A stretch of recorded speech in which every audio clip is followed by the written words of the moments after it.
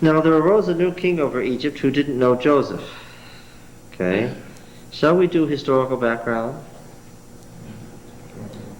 We can pin this to a particular time. We can pin this to a particular situation that occurred in Egypt. The intermediate period was ended by the appearance of the 17th dynasty.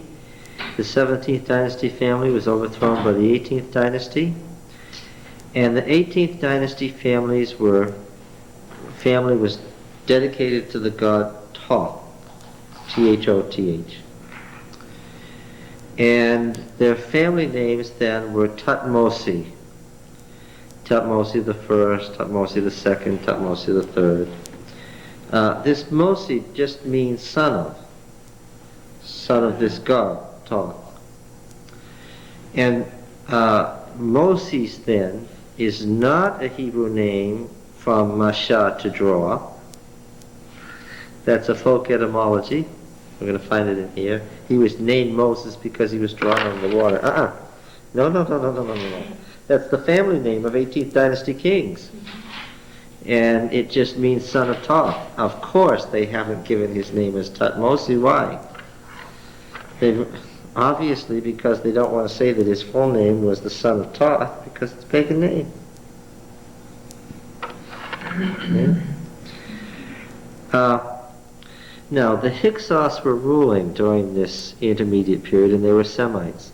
The 17th dynasty kings were Egyptians, and they gathered their forces up the Nile Valley, and they came down, and they drove the Hyksos out into the area of south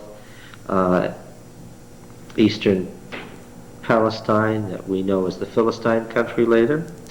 And these Hyksos built great cities there that eventually were overthrown by the Egyptians, but their ruins are still there. Now what that meant was that Israel was in Egypt and in a dominating position when the Semites were ruling Egypt. But then when the Semites were thrown out, they were in an untenable position, because now they were Semites who were now hated by a recurrent nationalism where Egypt was ruled by Egyptians for Egyptians. Okay? And now they were doubly foreign. Their religion was foreign, and they as Semites were foreign. Okay? Now among these 18th dynasty kings, Thutmose II was very, very, very powerful. And he had a daughter who was also his niece and became his wife. Her name was Hatshepsut. And he died eventually. Some people believe that his wife-daughter murdered him, and she became the Pharaoh. Now, of course, that wasn't possible, but she did. And for about 20 years, she ruled Egypt as a man. She wore the beard and the double crown, and she kept her husband, who was also her stepson and nephew. They were all intermarried in strange ways.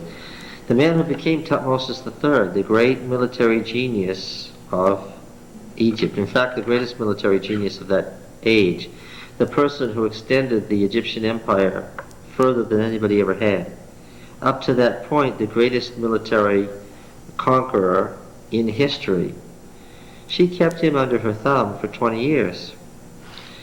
Then eventually she was murdered by him, apparently, and her name was carved out of all the cartouches that had the royal name. She built a huge funerary temple at the head of the Valley of the Kings, where she was to be worshipped as a god forever, and her name was carved out. Of course, to remove the name is to destroy her existence. And they tried to wipe out all record that she had ever ruled as Pharaoh, very unsuccessfully. The fact that they couldn't, and the fact that so much of the history of this period has survived, then Thutmose III reigned in a very, very long reign until he was quite old. And he died in 1450 BC, which according to the high date of the Exodus is the very year of the Exodus. So he would be the Pharaoh of the Exodus. So what this means is that Thutmose the second is the Pharaoh who didn't know Joseph.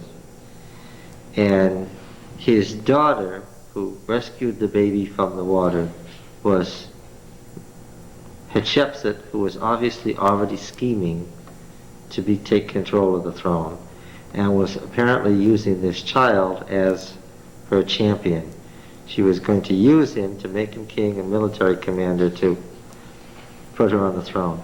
Obviously, his disappearance from the picture left her having to do it herself, and she was able to do it. She was able to murder her father and keep her husband hyphen stepbrother nephew down long enough to have a long reign before she herself was done in. So she was quite a schemer.